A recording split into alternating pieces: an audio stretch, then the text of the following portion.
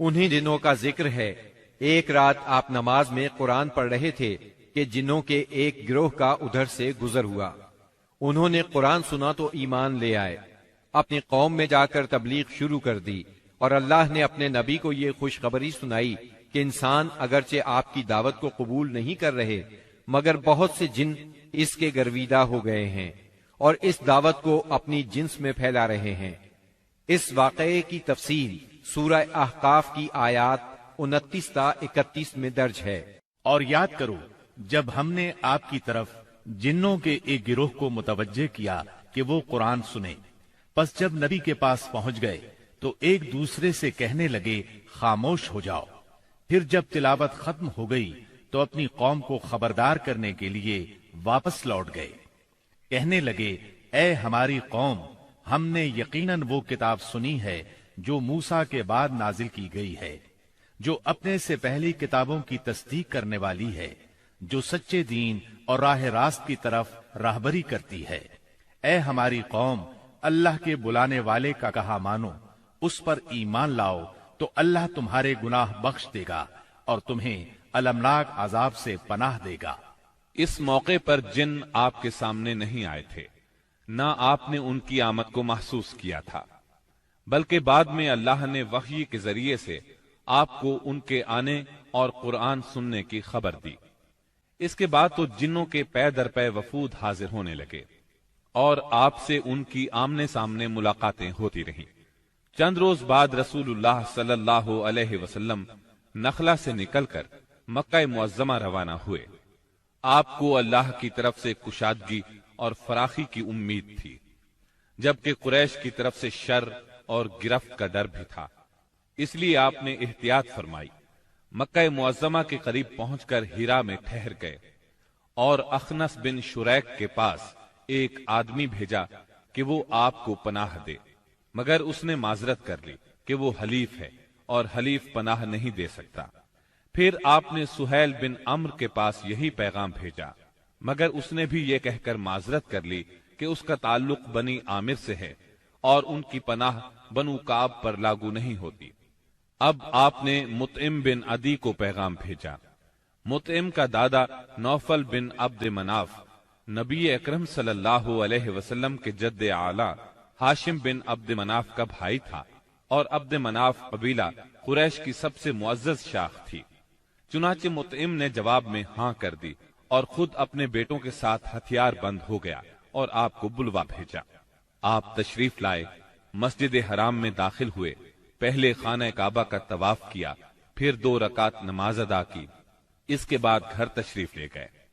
اس دوران میں مطعم بن عدی اور اس کی اولاد نے مسلح حالت میں آپ کو اپنے گھیرے میں لیے رکھا، اور مطعم نے قریش میں اعلان کیا کہ اس نے محمد صلی اللہ علیہ وسلم کو پناہ دے رکھی ہے۔ قریش نے اس کی اس پناہ کو منظور کیا۔ رسول اللہ صلی اللہ علیہ وسلم کا معمول تھا کہ جب حج کا زمانہ آتا اور قبائل عرب مکہ معظمہ کے قرب و جوار میں اترتے تو آپ ایک ایک قبیلے کے پاس جاتے، اسلام کی تبلیغ فرماتے، میلوں میں جا کر بھی واعظ فرماتے، قبائل کا دورہ بھی کرتے۔ طائف سے واپس آ کر آپ نے تبلیغی سرگرمیوں کا دائرہ وسیع کر دیا۔ آپ مختلف قبائل کے محلوں میں جاتے یا مکہ سے باہر چلے جاتے، اور کہیں نہ جا پاتے تو راستوں میں کھڑے ہو جاتے، جو مسافر بھی مل جاتا اسے اللہ کا پیغام سناتے۔ آپ کی تبلیغی کوششوں سے جہاں عام آدمیوں نے اسلام قبول کیا، وہاں اثر و رسوخ رکھنے والے خواص نے بھی اس نعمت کو حاصل کیا۔ ان میں سے چند نام یہ ہیں۔ سوید بن صامت رضی اللہ عنہ، یہ انصار مدینہ کے قبیلہ خزرج سے تعلق رکھتے تھے، شاعری اور جنگ میں نمایاں تھے، امثال لقمان کے حافظ تھے، یعنی سابقہ آسمانی صحیفے کے حافظ تھے۔ یہ جب مدینہ منورہ واپس پہنچے تو جنگ بؤاس چھڑ گئی اور اسی میں قتل کر دیے گئے۔ یہ مدینے کے پہلے نوجوان تھے جو آپ کی دعوت سے متاثر ہوئے۔ ایاس بن معاذ رضی اللہ عنہ، مدینہ منورہ کے مشہور قبائل اوس اور خزرج کے خونریز مارکوں میں قبیلہ اوس کو شکست ہوئی، اور اوس کے معزز لوگ قریش مکہ کے پاس گئے کہ خزرج کے مقابلے میں انہیں اپنا حلیف بنا لیں۔ ایاس بن معاذ اس وفد کے رکن تھے۔ آپ صلی اللہ علیہ وسلم سے ملاقات کا شرف حاصل ہوا تو اسلام قبول کیے بغیر نہ رہ سکے۔ جب یہ واپس مدینے پہنچے تو ان کا انتقال ہو گیا۔ زماد ازدی رضی اللہ عنہ یہ یمن کے باشندے اور قبیلہ ازد شنوا کے ایک فرد تھے۔ اہل عرب میں جھاڑ پھونک اور تعویذ گنڈے کے لیے مشہور تھے۔ انہیں کسی نے آپ کے بارے میں بتایا کہ آپ پر جنات کا اثر ہے، تو یہ آپ کا علاج کرنے کی غرض سے مکہ آئے اور پہلی ہی ملاقات میں آپ کے ہاتھوں پر بیعت کر کے اسلام قبول کیا، پھر واپس یمن چلے گئے۔ طفیل بن عمرو دوسی رضی اللہ عنہ یہ یمن کے قبیلے دوس کے سردار تھے۔ وہاں ان کی ایک طرح سے حکومت تھی۔ خود شاعر تھے، بہت ذہین تھے۔ مکہ میں ان کی آمد پر اہل مکہ نے شہر سے باہر نکل کر ان کا استقبال کیا۔ آپ سے ملاقات کا شرف حاصل ہوا۔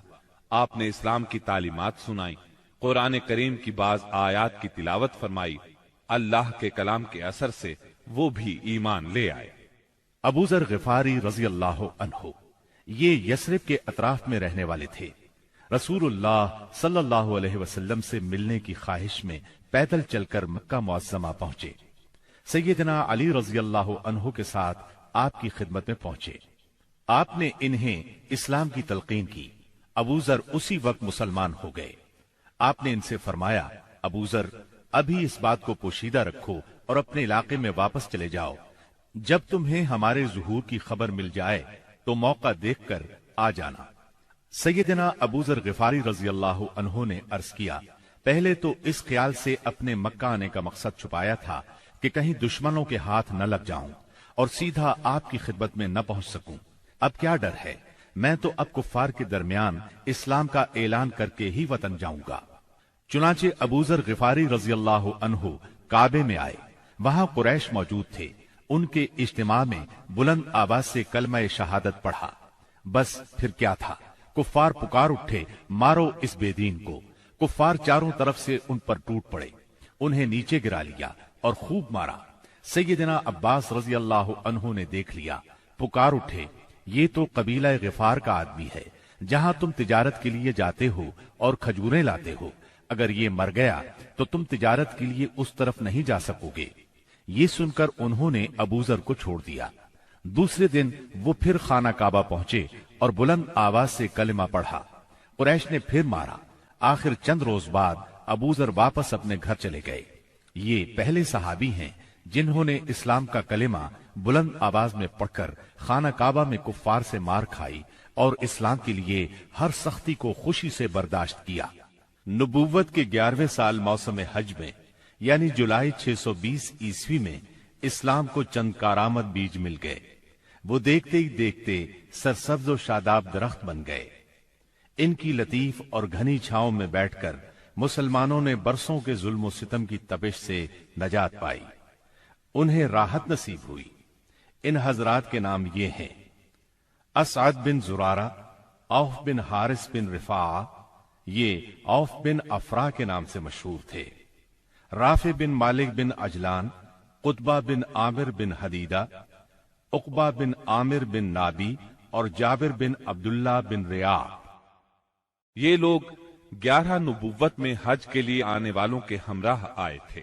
چنانچہ یہ لوگ مینا کی گھاٹی میں رات کے وقت باتیں کر رہے تھے کہ رسول اللہ صلی اللہ علیہ وسلم کا گزر اس طرف سے ہوا۔ آپ نے آواز سنی تو ان کا رخ کیا، ان کے نزدیک پہنچ کر فرمایا، آپ کون لوگ ہیں؟ وہ بولے، ہم قبیلہ خزرج کا ایک گروہ ہیں۔ آپ نے فرمایا، یعنی یہود کے حلیف؟ وہ بولے، ہاں، آپ ٹھیک سمجھے۔ اس پر آپ نے فرمایا، تو پھر کیوں نہ آپ حضرات سے بیٹھ کر کچھ بات چیت کی جائے؟ انہوں نے کہا، ضرور، کیوں نہیں، تشریف رکھیے۔ چنانچہ آپ صلی اللہ علیہ وسلم وہاں ان کے پاس بیٹھ گئے۔ آپ نے ان پر اسلام کی حقیقت واضح کی، قرآن کی تلاوت کی اور اللہ عز و جل کی طرف دعوت دی۔ اس پر انہوں نے ایک دوسرے سے حیران ہو کر کہا، دیکھو، یہ تو وہی نبی معلوم ہوتے ہیں جن کے حوالے سے یہود تمہیں دھمکیاں دیا کرتے ہیں، کہیں وہ اسلام لانے میں پہل نہ کر جائیں۔ چنانچہ ان حضرات نے فوراً ہی اسلام قبول کر لیا۔ پھر انہوں نے کہا، ہم اپنی قوم کو ایسی حالت میں چھوڑ کر آئے ہیں کہ کسی اور قوم میں ان جیسی دشمنی نہیں ہے، پس اگر اللہ تعالیٰ انہیں آپ پر اکٹھا کر دے تو ان کے لیے آپ سے معزز کوئی نہیں ہوگا۔ پھر انہوں نے وعدہ کیا ہم دین کی دعوت دیں گے، آئندہ سال حج کے موقع پر پھر آپ سے ملاقات کریں گے۔ اور پھر جب یہ لوگ واپس مدینہ منورہ گئے تو اپنے ساتھ اسلام کا پیغام بھی لے گئے، چنانچہ وہاں گھر گھر اسلام کا چرچا ہونے لگا۔ اسی سال یعنی شوال 11 نبوت میں رسول اللہ صلی اللہ علیہ وسلم نے سیدہ عائشہ رضی اللہ عنہا سے نکاح فرمایا۔ اس وقت ان کی عمر 6 برس تھی۔ پھر ہجرت کے پہلے سال شوال ہی میں مدینے میں ان کی رخصتی ہوئی، اس وقت ان کی عمر 9 برس تھی۔ نبوت کے 12ویں سال اللہ تعالیٰ نے رسول اللہ صلی اللہ علیہ وسلم کو معراج کرائی۔ سبحان الذي أسرى بعبده ليلا من المسجد الحرام إلى المسجد الأقصى الذي باركنا حوله لنريه من آياتنا إنه هو السميع البصير۔ پاک ہے وہ ذات جس نے اپنے بندے کو راتوں رات مسجد حرام سے مسجد اقصی تک کی سیر کرائی، جس کے گرد ہم نے برکت دے رکھی ہے تاکہ اسے ہم اپنی نشانیاں دکھائیں۔ بے شک وہ خوب سننے والا، خوب دیکھنے والا ہے۔ اس راہ سے مراد ہے راتوں رات نبی کریم صلی اللہ علیہ وسلم کا مکے سے بیت المقدس تشریف لے جانا، اور معراج سے مراد ہے عالم بالا میں تشریف لے جانا۔ یہ واقعہ جسم اور روح سمیت پیش آیا۔ واقعہ معراج کا خلاصہ یہ ہے کہ آپ اس شب حتیم یا ہجر کعبہ میں آرام فرما رہے تھے۔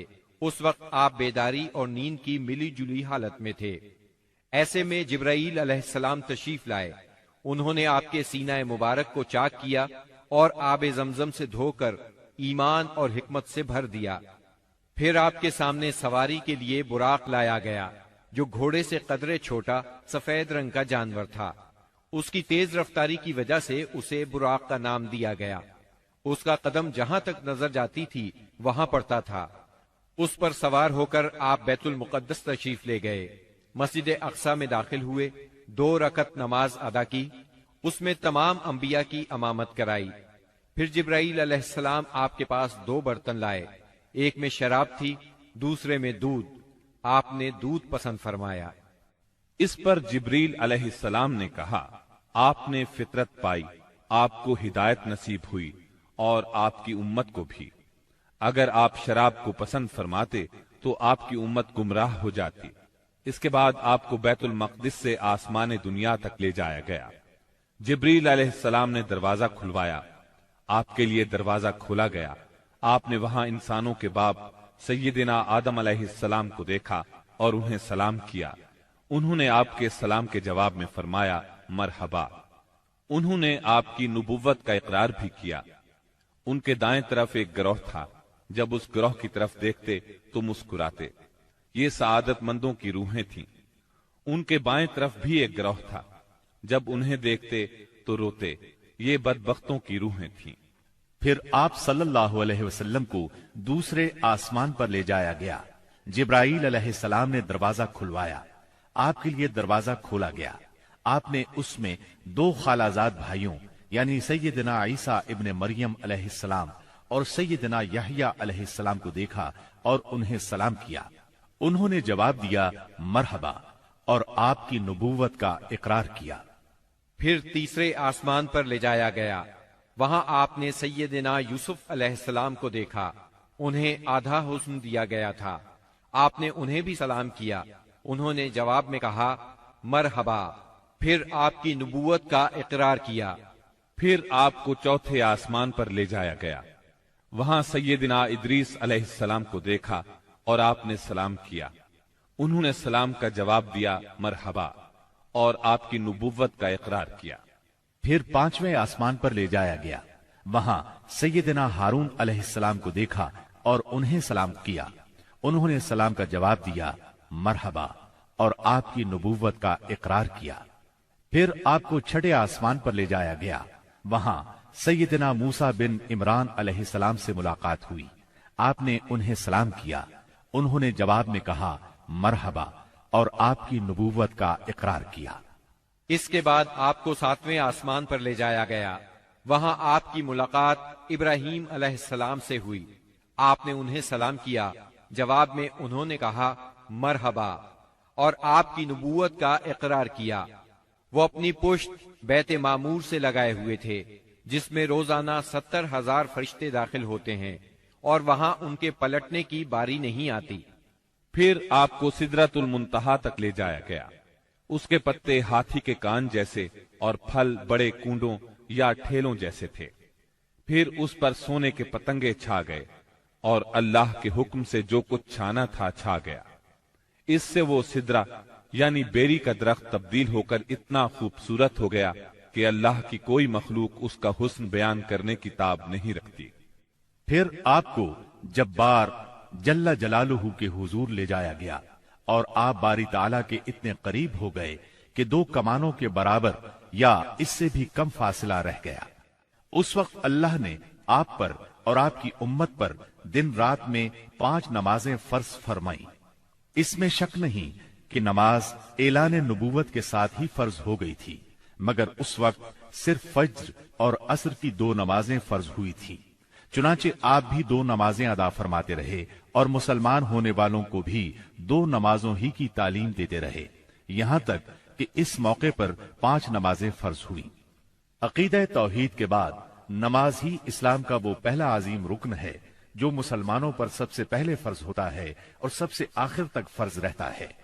نماز کی فرضیت صحت و بیماری، خوشی و غمی، سفر و حضر اور خوف و خطر غرض کسی بھی حالت میں مسلمان سے ساقط نہیں ہوتی۔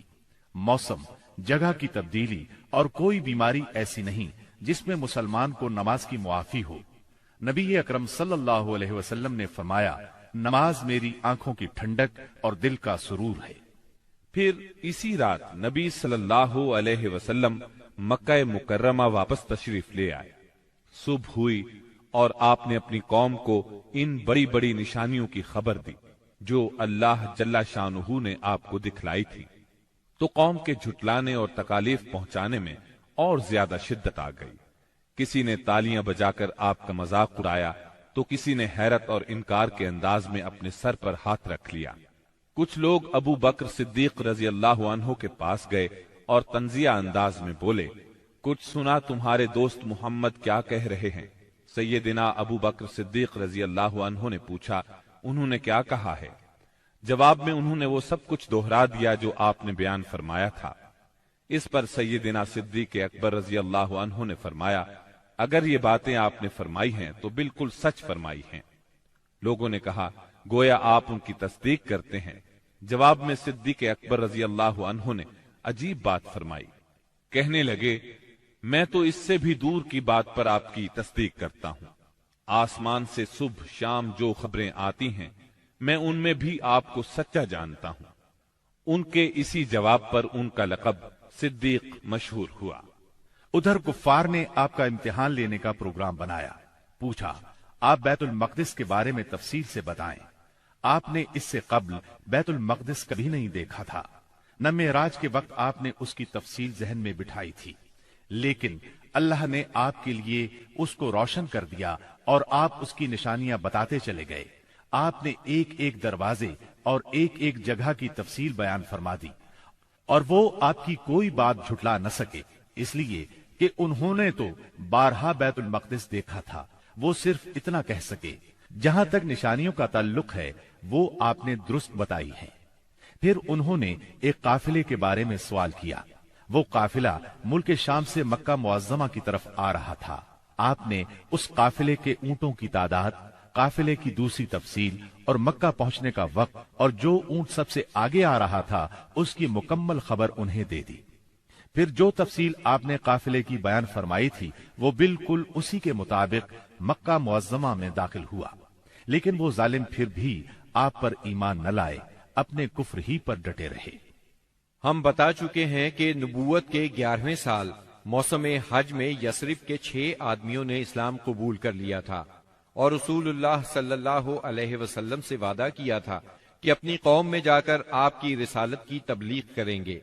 اس کا نتیجہ یہ ہوا کہ اگلے سال جب موسم حج آیا یعنی ذی الحج 12 نبوی بمطابق جولائی 621 عیسوی تو 12 آدمی حاضر ہوئے۔ ان میں 10 خزرج سے اور 2 اوس سے تھے۔ یہ لوگ مینا کی گھاٹی میں رسول اللہ صلی اللہ علیہ وسلم کے ساتھ جمع ہوئے۔ عقبہ کی اس بیعت کی تفصیل صحیح بخاری میں سیدنا عبادہ بن صامت رضی اللہ عنہ سے مروی ہے۔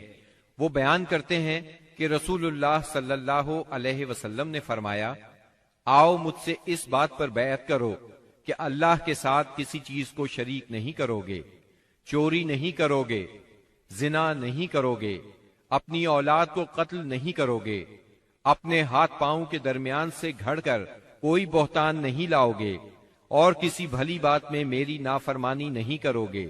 جو شخص یہ ساری باتیں پوری کرے گا تو اس کا اجر اللہ کے پاس ہے، اور جو شخص ان میں سے کسی چیز کا ارتکاب کر بیٹھا پھر اسے دنیا ہی میں اس کی سزا دی گئی تو یہ اس کے لیے کفارہ ہوگی، اور جو شخص ان میں سے کسی چیز کا ارتکاب کر بیٹھا پھر اللہ نے اس پر پردہ ڈال دیا تو اس کا معاملہ اللہ کے حوالے ہے، وہ چاہے تو سزا دے چاہے تو معاف کر دے۔ سیدنا عبادہ فرماتے ہیں کہ ہم نے اس پر آپ سے بیعت کی۔ بیعت پوری ہو گئی اور حج ختم ہو گیا تو نبی کریم صلی اللہ علیہ وسلم نے ان کے ساتھ مصعب بن عمیر رضی اللہ عنہ کو روانہ فرمایا تاکہ وہ لوگوں کو قرآن پڑھائیں اور دین سکھائیں۔ سیدنا مصعب بن عمیر رضی اللہ عنہ نے ابو امامہ اسعد بن زرارہ رضی اللہ عنہ کے گھر قیام فرمایا، پھر دونوں اسلام کی تبلیغ کے لیے سرگرم ہو گئے۔ اس کے بعد اگلے سال موسم حج سے پہلے مصعب بن عمیر رضی اللہ عنہ بہت سی کامیابیوں کی بشارتیں لیے مکہ معظمہ واپس آ گئے۔ موسم حج 13 نبوت میں یثرب کے 70 سے زیادہ مسلمان حج کی ادائیگی کے لیے مکہ تشریف لائے۔ یہ اپنی قوم کے مشرک حاجیوں میں شامل ہو کر آئے تھے۔ مسلمانوں نے طے کیا کہ رسول اللہ صلی اللہ علیہ وسلم کو مدینہ منورہ آنے کی دعوت دیں گے۔ چنانچہ یہ لوگ ایام تشریق کے درمیانے روز یعنی 12 ذی الحجہ کو رات کے وقت جمرہ عقبہ کے پاس گھاٹی میں جمع ہوئے۔ یہ کل 75 آدمی تھے، 62 خزرج کے اور 11 اوس کے۔ ان کے ساتھ 2 عورتیں بھی تھیں، اور یہ اجتماع بالکل خفیہ طریقے سے ہوا۔ نبی اکرم صلی اللہ علیہ وسلم اپنے چچا سیدنا عباس رضی اللہ عنہ کے ساتھ ان لوگوں کے پاس پہنچے۔ سیدنا عباس رضی اللہ عنہ ابھی تک مسلمان نہیں ہوئے تھے، لیکن اپنے بھتیجے کے معاملے میں اطمینان چاہتے تھے، اس لیے سب سے پہلے انہوں نے ہی بات کی۔ بولے، رسول اللہ صلی اللہ علیہ وسلم اپنی قوم اور اپنے شہر میں عزت اور حفاظت کے ساتھ ہیں، لہٰذا اگر تمہارا یہ خیال ہے کہ تم انہیں جس چیز کی طرف بلا رہے ہو اسے نبھاؤ گے اور انہیں ان کے مخالفین سے بچا لو گے تو تم نے جو ذمہ داری اٹھائی ہے اسے اچھی طرح جان لو، ورنہ ابھی سے انہیں چھوڑ دو۔ ان کے جواب میں اہل یثرب کے ترجمان سیدنا برا بن معرور رضی اللہ عنہ نے کہا، ہم رسول اللہ صلی اللہ علیہ وسلم سے سچے دل سے وفاداری کا ارادہ رکھتے ہیں، اپنی جانیں ان پر نچھاور کر دیں گے، لہٰذا اے اللہ کے رسول آپ بات کیجئے اور اپنے رب کے لیے اور اپنے لیے جو عہد و پیمان پسند ہو لے لیجئے۔ اس کے بعد رسول اللہ صلی اللہ علیہ وسلم نے گفتگو فرمائی، آپ نے قرآن کریم کی تلاوت فرمائی، پھر ان حضرات کو اللہ کی طرف دعوت دی، اسلام کی طرف رغبت دلائی اور اپنے رب کے لیے عہد دیا۔ فرمایا، تنہا اسی کی عبادت کرو اور اس کے ساتھ کسی کو شریک نہ کرو۔ اس پر اہل یثرب نے کہا، ہم کس چیز پر آپ سے بیعت کریں؟ نبی کریم صلی اللہ علیہ وسلم نے فرمایا، چستی اور سستی ہر حالت میں بات سنو گے اور مانو گے، تنگی اور خوشحالی ہر حال میں مال خرچ کرو گے، بھلائی کا حکم دو گے اور برائی سے روکو گے، اللہ کے راستے میں اٹھ کھڑے ہوگے اور اس سلسلے میں کسی ملامت کرنے والے کی ملامت کی پرواہ نہیں کرو گے، اور جب میں تمہارے پاس آ جاؤں تو میری مدد کرو گے، اور جس چیز سے اپنی جان اور اپنے بال بچوں کی حفاظت کرتے ہو اسی سے میری حفاظت کرو گے، اور تمہارے لیے جنت ہے۔ سیدنا عبادہ رضی اللہ عنہ فرماتے ہیں کہ ہم نے آپ سے اس بات پر بھی بیعت کی کہ حکومت کے بارے میں اہل حکومت سے جھگڑا نہیں کریں گے، اس پر سیدنا برا بن معرور رضی اللہ عنہ نے آپ کا ہاتھ پکڑا اور عرض کیا، ہاں اس ذات کی قسم جس نے آپ کو حق کے ساتھ بھیجا ہے، ہم یقیناً اس چیز سے آپ کی حفاظت کریں گے جس سے اپنے بال بچوں کی حفاظت کرتے ہیں، لہذا آپ ہم سے بیعت لیجئے۔ اتنے میں سیدنا ابو الحسن بن تیہان رضی اللہ عنہ نے بات کاٹتے ہوئے کہا، اے اللہ کے رسول، ہمارے اور کچھ لوگوں کے درمیان عہد و پیمان کی رسیاں ہیں، اور اب ہم ان رسیوں کو کاٹنے والے ہیں، تو کہیں ایسا نہ ہو کہ ہم تو یہ رسیاں کاٹ ڈالیں، ادھر اللہ آپ کو غلبہ عطا کر دے تو آپ ہمیں چھوڑ کر اپنی قوم میں آ جائیں۔ یہ سن کر آپ مسکرائے، پھر فرمایا، نہیں بلکہ آپ لوگوں کا خون میرا خون اور آپ لوگوں کی بربادی میری بربادی ہے۔ میں آپ لوگوں سے ہوں اور آپ لوگ مجھ سے ہیں۔ جس سے آپ جنگ کریں گے میں بھی اس سے جنگ کروں گا، جس سے آپ صلح کریں گے میں بھی اس سے صلح کروں گا۔ ابھی آپ نے یہ الفاظ فرمائے ہی تھے کہ ٹھیک اسی وقت سیدنا عباس بن عبادہ بن نزلہ رضی اللہ عنہ آگے بڑھے اور بولے، آپ لوگ جانتے ہیں کہ ان سے کس بات پر بیعت کر رہے ہیں؟ ان سے سرخ و سیاہ یعنی سارے انسانوں سے جنگ پر بیعت کر رہے ہیں۔ میرا مطلب ہے اس بیعت کے بعد ہم سب لوگوں سے جنگ مول لے لیں گے۔ اس لیے اگر آپ کو اندازہ ہے کہ جب آپ کے اموال کا صفایا کر دیا جائے گا اور آپ کے معزز لوگ قتل کر دیے جائیں گے تو آپ ان کا ساتھ چھوڑ دیں گے۔ اگر ایسا کرنا ہے تو پھر ابھی ساتھ چھوڑ دیں، کیونکہ اس طرح دنیا اور آخرت کی رسوائی ملے گی۔ اور اگر آپ لوگوں کا خیال یہ ہے کہ مال کی تباہی اور معزز لوگوں کے قتل کے باوجود عہد نبھائیں گے تو پھر انہیں لے لیجئے، کیونکہ یہ اللہ کی قسم دنیا و آخرت کی بھلائی ہے۔ تب ان لوگوں نے کہا، ہم انہیں اپنے مالوں کی تباہی اور معزز لوگوں کے قتل کے خطرے کے باوجود ساتھ لیتے ہیں۔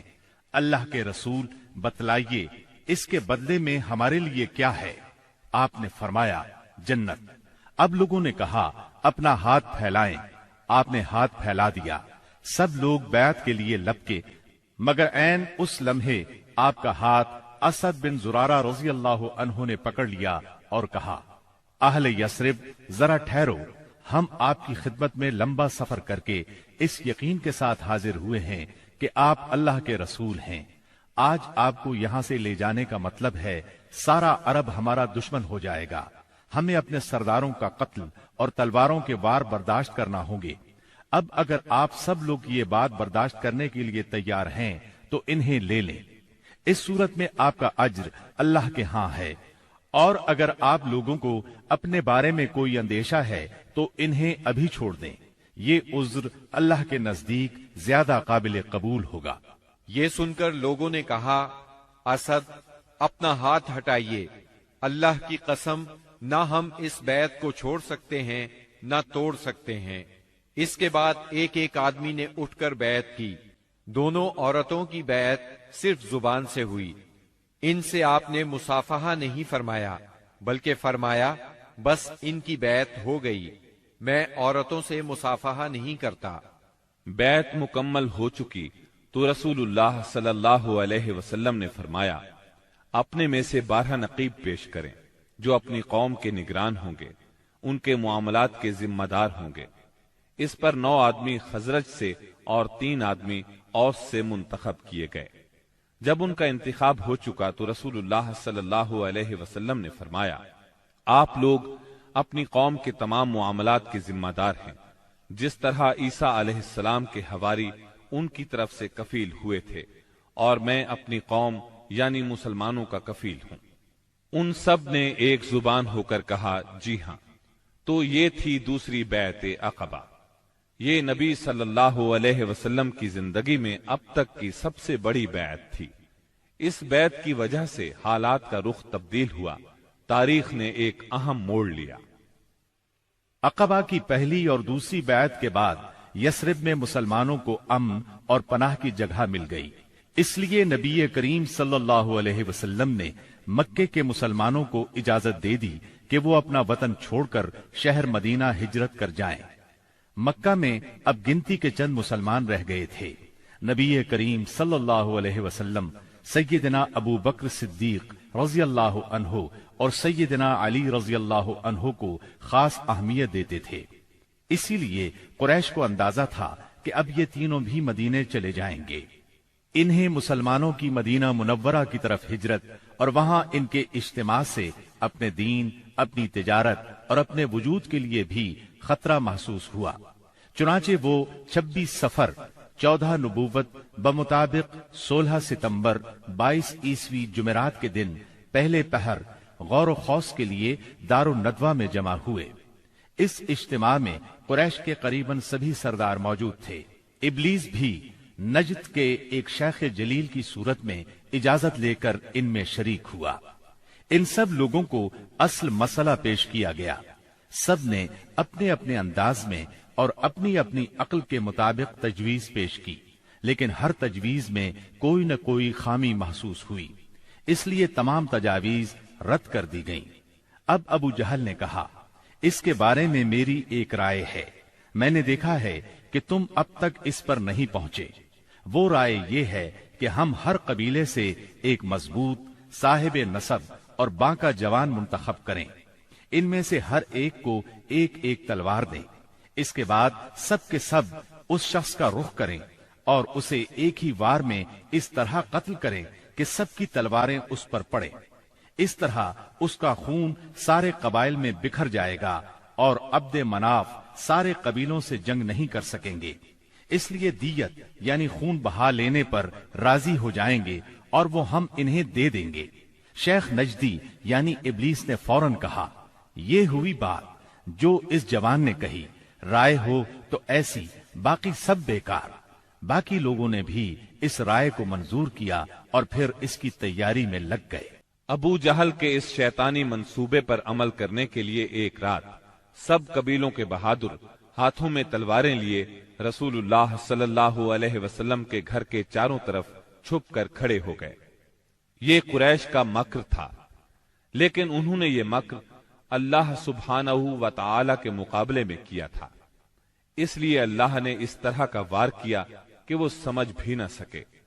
چنانچہ جبریل علیہ السلام نازل ہوئے اور نبی صلی اللہ علیہ وسلم کو قریش کی سازش کی خبر دی، ہجرت کی اجازت دی، دن اور نکلنے کا وقت مقرر کیا اور قریش کے مکر کو رد کرنے کا پروگرام بنایا۔ چنانچہ فرمایا، جس بستر میں آپ سویا کرتے ہیں آج کی رات اس بستر پر نہ سوئیں۔ چنانچہ اس رات آپ نے سیدنا علی رضی اللہ عنہ کو اپنے بستر پر سلا دیا۔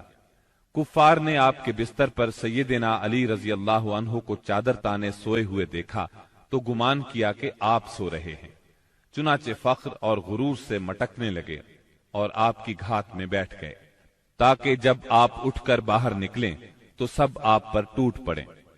ادھر رسول اللہ صلی اللہ علیہ وسلم عین اس حالت میں کہ یہ لوگ آپ کے گھر کو گھیرے میں لیے ہوئے تھے باہر تشریف لائے۔ آپ اس وقت سورہ یاسین کی آیت 9 تلاوت فرما رہے تھے۔ اور ہم نے ان کے آگے بھی دیوار بنا دی اور ان کے پیچھے بھی، پھر ان پر پردہ ڈال دیا تو یہ دیکھ نہیں سکتے۔ ہم نے ان کے آگے رکاوٹ کھڑی کر دی اور ان کے پیچھے رکاوٹ کھڑی کر دی، پس ہم نے انہیں ڈھانک لیا اور وہ دیکھ نہیں رہے ہیں۔ چنانچہ اللہ تعالیٰ نے ان کی نگاہیں پکڑ لیں اور وہ آپ کا قطعاً احساس نہ کر سکے۔ اس کے بعد آپ اپنے گھر سے اسی وقت ابو بکر صدیق رضی اللہ عنہ کے گھر تشریف لے گئے اور انہیں اللہ کے حکم کی خبر دی۔ ابو بکر صدیق رضی اللہ عنہ پہلے ہی ہجرت کے لیے تیار تھے، چنانچہ انہوں نے اپنا تمام اثاثہ 6000 درہم اور ستوؤں کا تھیلا لیا اور مکان کی ایک کھڑکی سے نکل کر دونوں حضرات نے یمن کا رخ کیا اور فجر کی پو پھٹنے سے پہلے سور نامی پہاڑ کے ایک غار تک جا پہنچے۔ کوہ سور مکہ معظمہ سے 5 میل دور جنوب مغرب میں واقع ہے۔ اس ویران پہاڑ میں ایک تنگ غار ہے، یہ غار سور کے نام سے مشہور ہے۔ یہ غار اب تک موجود ہے۔ مکے سے مدینہ شمال کی طرف ہے۔ قریش کا خیال تھا کہ آپ نے اپنا سفر شمال ہی کی طرف کیا ہوگا، لیکن آپ اپنے سفر کا آغاز مخالف سمت سے کر کے غار سور میں جا پہنچے۔ ابو بکر صدیق رضی اللہ عنہ بھی آپ کے ساتھ تھے، اس لیے انہیں یار غار کہا جاتا ہے۔ رسول اللہ صلی اللہ علیہ وسلم اپنے یار غار کے ساتھ 3 دن اور 3 راتیں غار ثور میں رہے۔ رات کی تاریکی میں سیدنا ابو بکر صدیق رضی اللہ عنہ کے فرزند سیدنا عبداللہ بن ابی بکر رضی اللہ عنہ دشمنوں کی سرگرمیوں کی اطلاعات پہنچاتے رہے۔ ادھر سیدنا ابو بکر صدیق رضی اللہ عنہ کے غلام عامر بن فہیرہ بکریاں چراتے رہتے، اور جب رات کا ایک حصہ گزر جاتا تو ان بکریوں کو لے کر ان کے پاس پہنچ جاتے۔ اس طرح دونوں حضرات دودھ نوش فرما لیتے۔ پھر صبح سویرے ہی عامر بن فہیرہ بکریاں ہانک کر چل دیتے، اور وہ بکریوں کو عبداللہ بن ابی بکر رضی اللہ عنہ کے قدموں کے نشانات پر سے لے جاتے تاکہ وہ نشانات مٹ جائیں۔ باقی رہے قریش تو ان کے جوان رسول اللہ صلی اللہ علیہ وسلم کے اٹھنے کے انتظار میں گھر کو گھیرے بیٹھے رہے، یہاں تک کہ صبح ہو گئی۔ صبح ہونے پر جب سیدنا علی رضی اللہ عنہ آپ کے بستر سے اٹھے تو قریش کے ہوش اڑ گئے۔ انہوں نے سیدنا علی رضی اللہ عنہ سے آپ کے بارے میں پوچھا تو انہوں نے جواب دیا، مجھے علم نہیں۔ اس پر انہوں نے سیدنا علی رضی اللہ عنہ کو مارا اور گھسیٹ کر خانہ کعبہ تک لے گئے۔ کچھ دیر قید رکھا، پھر جب محسوس کیا کہ انہیں قید میں رکھنے کا کوئی فائدہ نہیں تو چھوڑ دیا۔ اس کے بعد یہ لوگ سیدنا صدیق اکبر رضی اللہ عنہ کے گھر آئے۔ ان کی صاحبزادی سیدہ اسماء رضی اللہ عنہا سے ان کے بارے میں پوچھا۔ انہوں نے فرمایا، مجھے معلوم نہیں۔ اس پر خبیث ابو جہل نے ان کے رخسار پر اس زور کا تماچا مارا کہ کان کی بالی گر گئی۔ پھر انہوں نے ہر طرف آپ کی تلاش شروع کر دی اور یہ اعلان بھی کیا، جو کوئی ان دونوں کو زندہ یا مردہ حاضر کرے اسے ہر ایک کے بدلے 100 اونٹ انعام میں دیے جائیں گے۔ اس طرح بہت سے لوگ انعام کے لالچ میں نکل کھڑے ہوئے۔ کچھ تلاش کرنے والے غار ثور تک بھی جا پہنچے۔ وہ غار کے اس قدر نزدیک پہنچ گئے کہ اگر جھک کر نیچے دیکھ لیتے تو انہیں دیکھ لیتے۔ یہ صورتحال دیکھ کر سیدنا ابو بکر صدیق رضی اللہ عنہ فکر مند ہوئے۔ آپ صلی اللہ علیہ وسلم نے انہیں غمزدہ دیکھ کر فرمایا، ابو بکر، ایسے 2 آدمیوں کے بارے میں کیا خیال ہے جن کا تیسرا اللہ ہو؟ غم نہ کرو، یقیناً اللہ ہمارے ساتھ ہے۔ اس واقعے کا ذکر سورہ توبہ کی آیت 40 میں آیا ہے۔ اگر تم اس کی مدد نہ کرو گے تو اس کی اللہ نے مدد کی ہے، جس وقت انہیں کافروں نے نکالا تھا کہ وہ 2 میں سے دوسرا تھا، جبکہ وہ دونوں غار میں تھے۔ جب وہ اپنے ساتھی سے کہہ رہے تھے کہ تو غم نہ کر، اللہ ہمارے ساتھ ہے، پھر اللہ نے اپنی طرف سے تسکین نازل فرما کر ان لشکروں سے اس کی مدد کی جنہیں تم نے دیکھا ہی نہیں۔ اس نے کافروں کی بات کو پست کر دیا، اور بات تو اللہ ہی کی بلند ہے، اور اللہ زبردست حکمت والا ہے۔ پیر کی رات ربیع الاول 1 ہجری کو نبی کریم صلی اللہ علیہ وسلم غار ثور سے باہر تشریف لائے۔ آپ نے ایک شخص عبداللہ بن عریقت کو اجرت پر رہنمائی کے لیے مقرر کر لیا تھا۔ یہ شخص اگرچہ قریش کے دین پر تھا، لیکن اس پر آپ کو اعتماد تھا۔ وہ وعدے کے مطابق 2 سواریاں لیے جبل ثور کے دامن میں آ گیا، اور رسول اللہ صلی اللہ علیہ وسلم اور سیدنا ابو بکر صدیق رضی اللہ عنہ نے کوچ کیا۔ ان کے ساتھ عامر بن فہیرہ بھی تھے۔ عبداللہ بن عریقت آپ کو لیے پہلے جنوب کی جانب یمن کے رخ پر دور تک چلا، پھر مغرب کی طرف مڑا اور ساحل سمندر کا رخ کیا۔ ساحل کے قریب پہنچ کر وہ شمال کی طرف مڑ گیا اور ایک ایسے راستے پر چلا کہ اس پر کوئی مشکل ہی سفر کرتا تھا۔ دوسرے دن یہ مختصر سا قافلہ ایک خیمے کے پاس پہنچا۔ یہ خیمہ قدید کے اطراف میں مشلل کے علاقے میں تھا۔ مشلل مکہ معظمہ سے 130 کلومیٹر کے فاصلے پر ہے۔ اس خیمے میں ایک عورت موجود تھی۔ آپ نے اس عورت سے فرمایا، تمہارے پاس کھانے کے لیے کچھ ہے؟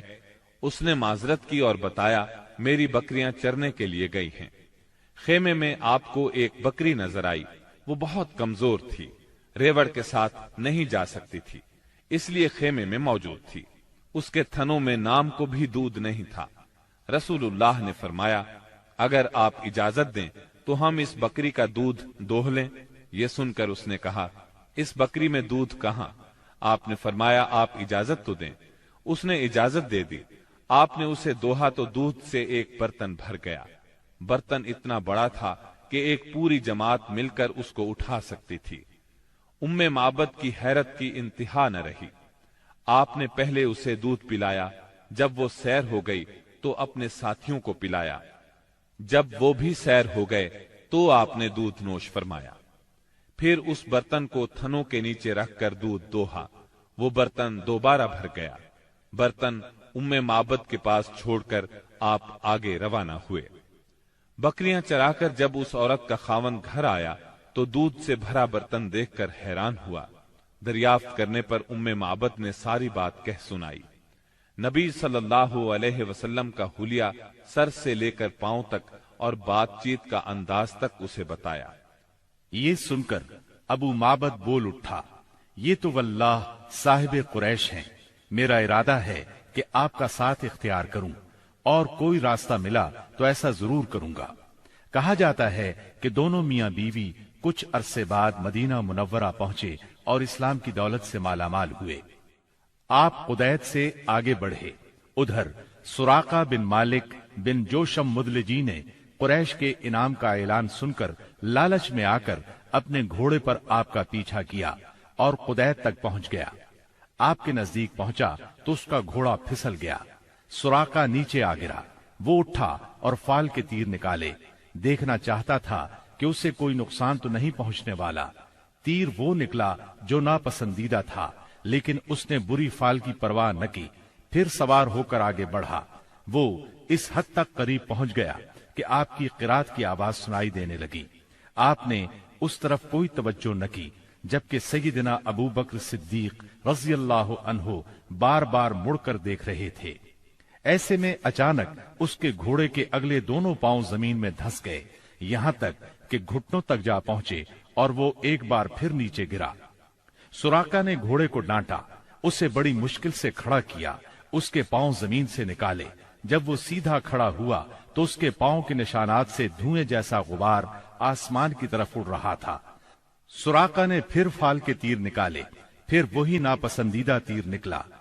اس سے اس پر زبردست خوف اور روب طاری ہو گیا اور اسے یقین ہو گیا کہ رسول اللہ صلی اللہ علیہ وسلم کا معاملہ غالب آ کر رہے گا۔ چنانچہ وہ پکار اٹھا، مجھے امان دی جائے۔ آپ صلی اللہ علیہ وسلم اور آپ کے ساتھی ٹھہر گئے۔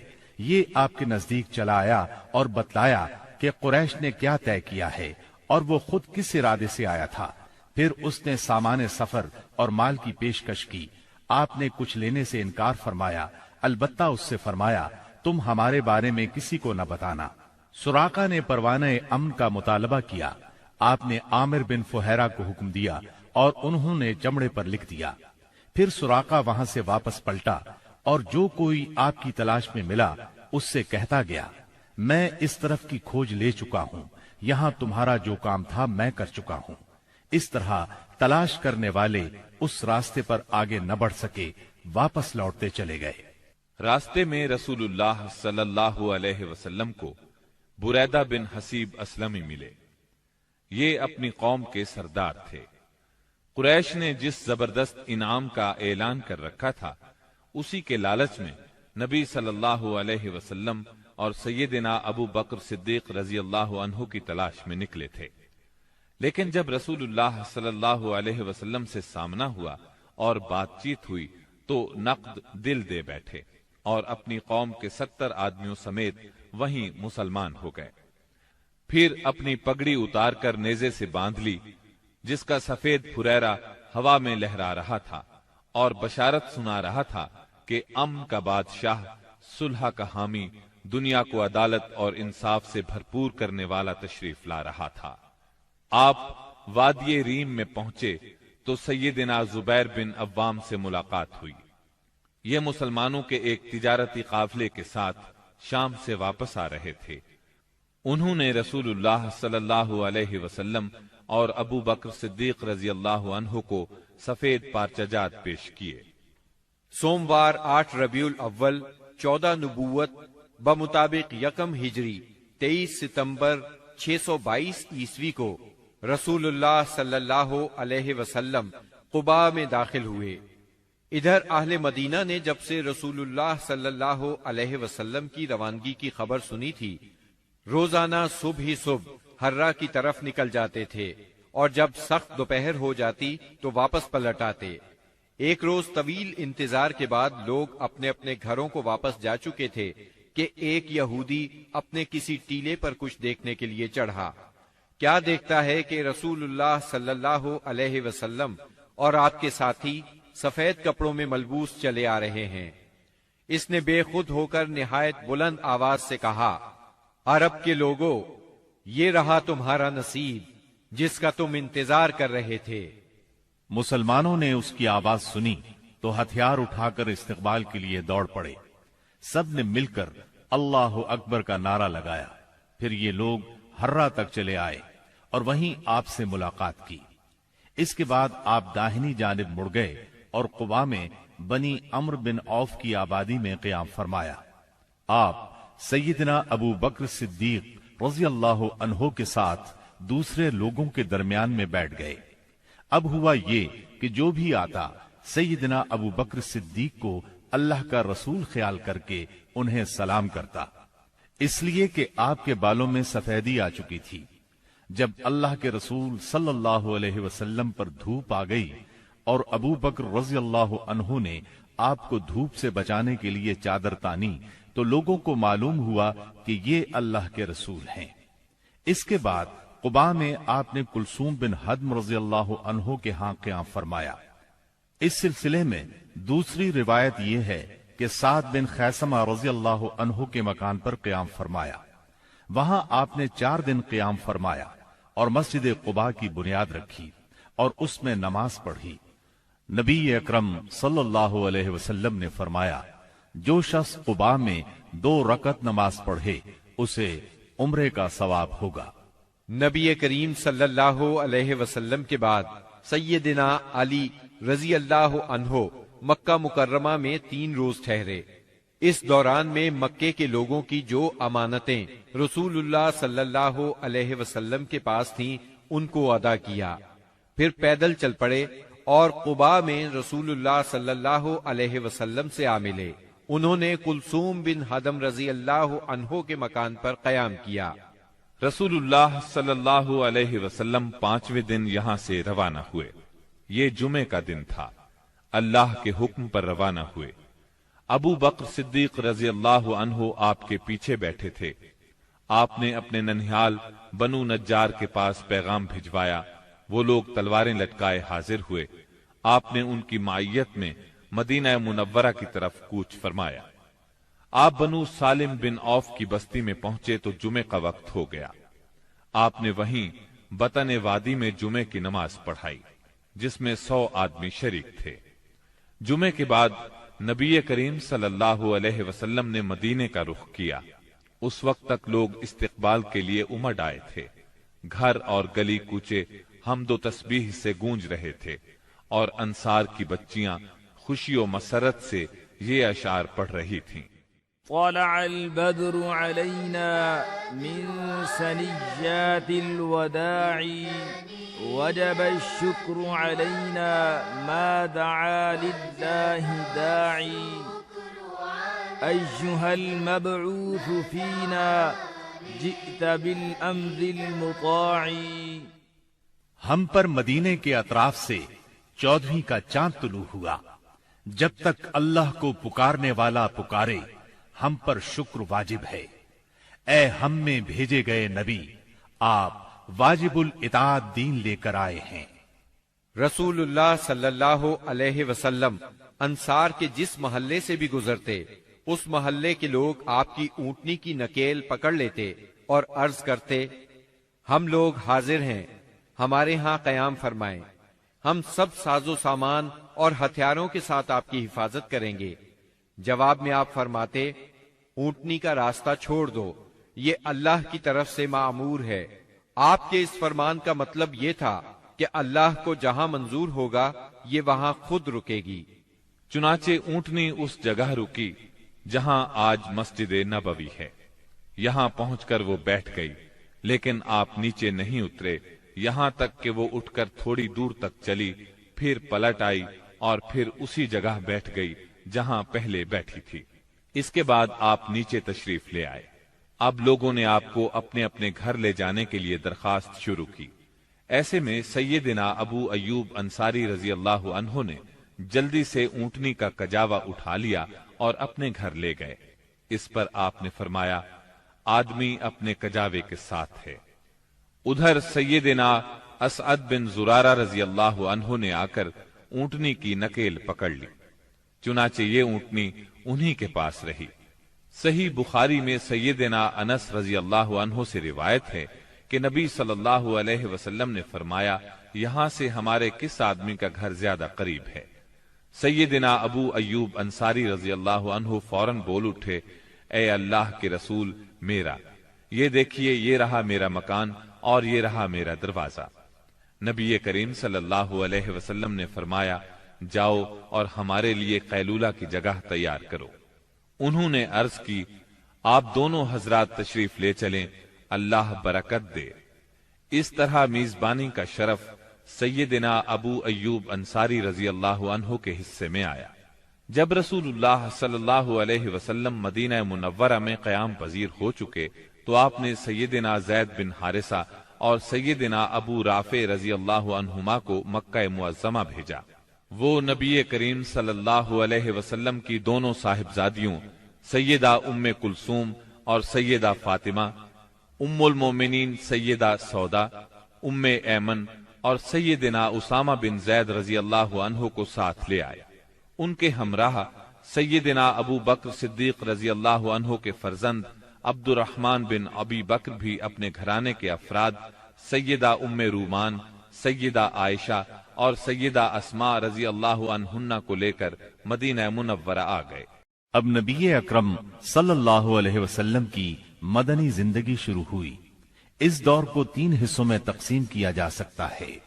پہلا دور، اس میں فتنے بپا کیے گئے، اندر سے رکاوٹیں کھڑی کی گئیں اور باہر سے آ کر دشمنوں نے مدینہ منورہ کو صفحہ ہستی سے مٹانے کے لیے چڑھائیاں کی۔ یہ دور صلح حدیبیہ ذیقعد 6 ہجری پر ختم ہو جاتا ہے۔ دوسرا دور، اس میں بت پرست قیادت کے ساتھ صلح ہوئی۔ یہ دور فتح مکہ 8 ہجری پر ختم ہوتا ہے۔ اس دور میں دنیا کے بادشاہوں کو دین کی دعوت دی گئی۔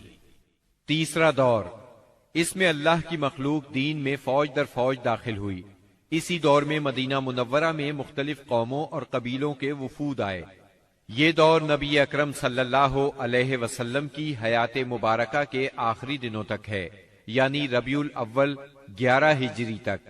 مدینہ منورہ پہنچنے کے بعد نبی کریم صلی اللہ علیہ وسلم نے سب سے پہلے مسجد تعمیر کرنے کا فیصلہ فرمایا۔ جس جگہ آپ کی اونٹنی بیٹھی تھی وہ جگہ بنو نجار کے 2 یتیم بچوں سہل اور سہیل کی تھی۔ آپ نے اس زمین پر مسجد بنانے کا ارادہ فرمایا۔ آپ نے بنو نجار کے لوگوں کو بلا بھیجا۔ وہ حاضر خدمت ہوئے تو آپ نے ان سے مسجد کی تعمیر کی بات کی۔ انہوں نے زمین بطور ہبہ قبول کرنے کی درخواست کی، لیکن آپ نے اس زمین کو بغیر قیمت کے لینا پسند نہ فرمایا۔ آپ نے یہ زمین قیمتاً خریدی اور بنفس نفیس مسجد کی تعمیر میں شریک ہوئے۔ اس زمین میں مشرکین کی چند قبریں اور غرقد کے چند درخت بھی تھے۔ رسول اللہ صلی اللہ علیہ وسلم نے مشرکین کی یہ قبریں اکھڑوا دیں اور کھجوروں اور درختوں کو کاٹ کر قبلے کی جانب لگا دیا۔ پھر مسجد کی تعمیر شروع ہوئی۔ آج اس مسجد کو دنیا اسلام مسجد نبوی کہتی ہے۔ نبی اکرم صلی اللہ علیہ وسلم نے مسجد کے بازو میں چند مکانات بھی تعمیر کیے جن کی دیواریں کچی اینٹوں کی تھیں۔ ان پر کھجور کے تنے رکھے گئے، پھر ان پر کھجور کی شاخیں اور پتے بچھائے گئے۔ یہ ازواج مطہرات کے حجرے تھے۔ ان حجروں کی تعمیر مکمل ہو جانے کے بعد آپ صلی اللہ علیہ وسلم سیدنا ابو ایوب انصاری رضی اللہ عنہ کے مکان سے یہاں منتقل ہوئے۔ مسجد نبوی صرف اسلامی تعلیم کی ادائیگی کے لیے نہیں تھی، بلکہ یہ ایک یونیورسٹی تھی جس میں مسلمان اسلامی تعلیم حاصل کرتے تھے۔ اس مسجد کا صحن ایک ایسی جگہ تھی جس میں مدتوں جاہلانہ نفرت، عداوت، کشاکش اور باہمی لڑائیوں سے دوچار رہنے والے قبائل کے افراد اب میل ملاپ اور پیار و محبت سے بیٹھتے، دین کی تعلیم حاصل کرتے اور یہ تعلیم اپنی عورتوں تک پہنچاتے تھے۔ یہ ایک مرکز تھا، اسی مرکز سے اس ننھی سی اسلامی ریاست کا نظام چلایا جاتا تھا اور مختلف قسم کی مہمات یہاں سے بھیجی جاتی تھیں۔ اس کے علاوہ اس کی حیثیت ایک پارلیمنٹ کی بھی تھی جس میں مجلس شورا اور مجلس انتظامیہ کے اجلاس منعقد ہوتے تھے۔ ان تمام امور کے ساتھ ساتھ مسجد نبوی فقراء اور مساکین کی ایک کافی بڑی تعداد کا ٹھکانہ بھی تھی۔ یہ وہ لوگ تھے جن کا کوئی مکان نہیں تھا، جن کے پاس کوئی مال تھا، نہ بیوی بچے تھے۔ انہی اصحاب کو اصحاب صفہ کہا جاتا ہے۔ اب مسلمان پانچوں نمازیں باجماعت ادا کرنے کے لیے حاضر ہو رہے تھے اور اس کے لیے وہ وقت کا اندازہ لگاتے تھے، مگر دقت یہ تھی کہ کوئی بہت پہلے آ جاتا تھا تو کوئی دیر سے پہنچتا۔ چنانچہ نبی کریم صلی اللہ علیہ وسلم اور مسلمانوں نے مشورہ کیا کہ کوئی ایسی علامت اختیار کی جائے جس سے سب کو وقت کا پتہ چل جائے۔ سیدنا عمر رضی اللہ عنہ نے کہا، کیوں نہ کسی آدمی کو بھیج دیا جائے جو الصلاۃ جامعۃ یعنی نماز جمع کرنے والی ہے پکار دیا کرے۔ رسول اللہ صلی اللہ علیہ وسلم نے یہی رائے قبول کی اور اسی پر عمل کیا۔ پھر عبداللہ بن زید بن عبد ربہ انصاری رضی اللہ عنہ نے خواب میں اذان سنی اور آ کر رسول اللہ صلی اللہ علیہ وسلم کو خبر دی۔ آپ نے فرمایا، یہ سچا خواب ہے۔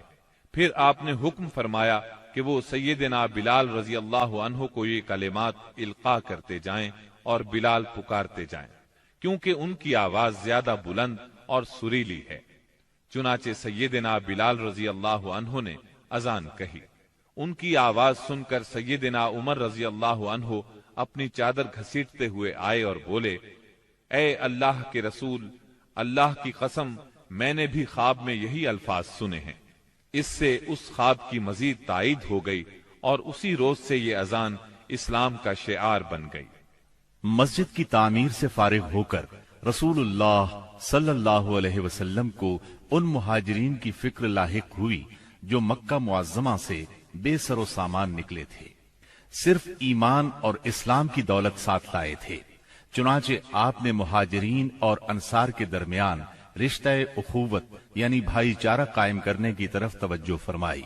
آپ نے انصار کو سیدنا انس بن مالک رضی اللہ عنہ کے گھر جمع فرمایا۔ مہاجرین کی تعداد 45 تھی۔